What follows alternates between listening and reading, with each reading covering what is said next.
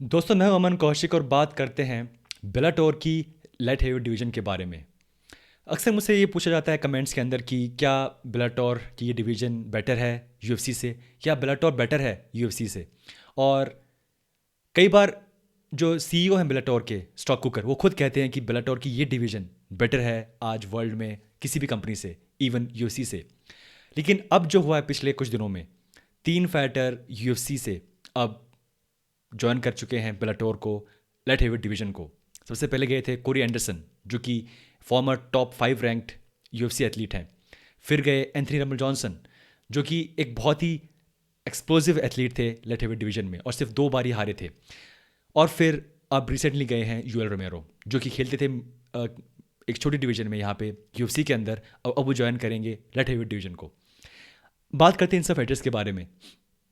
Corey Anderson एक बहुत ही elite level athlete है। वो उनकी win over couple of fighters बहुत ही ज़बरदस्त रही है। और यहाँ पे अगर देखें, उनकी जो ओवरऑल जो करियर रहा है उसमें वो कुछ लॉसेस हैं और कुछ विन हैं, लेकिन जो लॉसेस हैं वो बहुत कम हैं।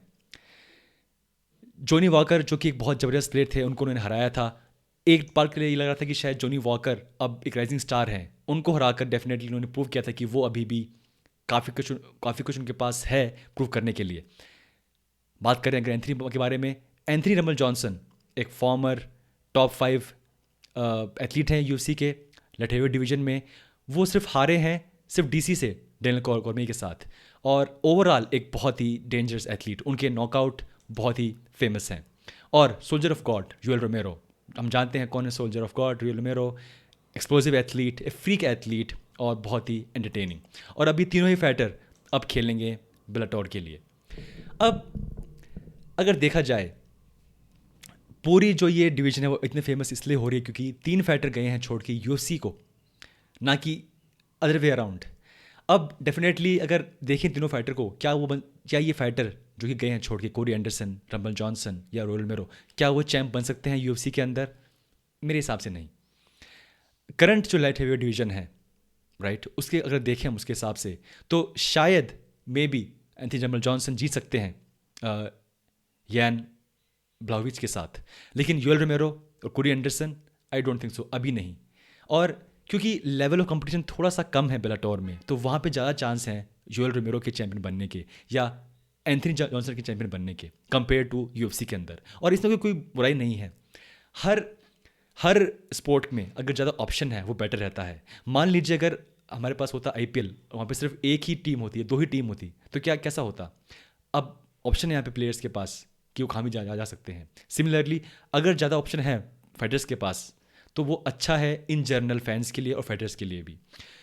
मानता हूँ कि यूएल रोमेरो अभी बिल्कुल शायद अपने एंड पे होंगे अपने करियर के, बट अभी भी शायद वो किसी को भी हरा सकते हैं। सेम विद एंथनी जॉनसन, जो कि यहाँ पे इसलिए फंस गए थे क्योंकि यहाँ पे वो जब भी खेलते थे अगेंस्ट डीसी वो हार जाते थे, और इसलिए शायद उन्होंने ब्रेक लिया था वहाँ पे।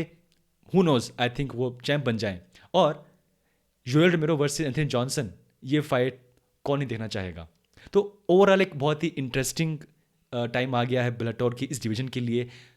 वो भी इसलिए कि 3 यूएफसी फाइटर अब जा रहे हैं बेलाटोर के अंदर। अब बात यह है कि क्या इस टाइम पे यूएफसी डिवीजन, जो लाइट डिवीजन है, क्या वो अब कम अच्छी हो गई है? ऐसा कुछ नहीं है। अभी भी वहाँ बहुत सारे वहाँ पे लोग हैं, बहुत सारे फाइटर्स हैं, टॉप क्लास एथलीट्स हैं। तो डेफिनेटली कंपेरिजन नहीं है कोई भी उसका। किसी भी टाइम पे अगर कोई भी डिवीजन हो, हमेशा यूएफसी के एथलीट्स, यूएफसी की वेट डिवीजन हमेशा बेटर रहेगी किसी भी वेट डिवीजन से। अगर एक पल के आपको ऐसा लगता भी है, तो बहुत कम टाइम में, 1-2 महीने के अंदर ही आप देखेंगे एक नया फाइटर उभर के आ रहा है यूएफसी के अंदर जो कि सबको हरा रहा है। और ऐसा हम हर महीने देखते हैं। केविन हॉलैंड, हमजात, ये ऐसे, क्योंकि यूएफसी बेस्ट फाइटर को लेके आती है। तो वहाँ पे अगर आपको लग रहा है एक पल के लिए कि अरे यहाँ तो बहुत कम फाइटर बचे हैं इस डिवीजन के अंदर, तो वो सिर्फ एक कुछ देर की बात है। बहुत जल्द आप देखेंगे कि नए नए फाइटर्स आ रहे हैं यूएफसी के अंदर जो कि लगातार केओ कर रहे हैं, फिनिश स्ट्रीक पर है, और बहुत जल्द वो चैंपियनशिप के लिए खेल सकते हैं। बट इंटरेस्टिंग स्टफ बेलाटोर के लिए, क्योंकि उनको एक अटेंशन मिल रहा है मीडिया का, फैंस का, उनके लिए मैं खुश। लेकिन अभी भी यूएफसी की जो जो डिवीज़न है, ये अभी भी बेटर है किसी भी कंपनी की वेट डिवीज़न से।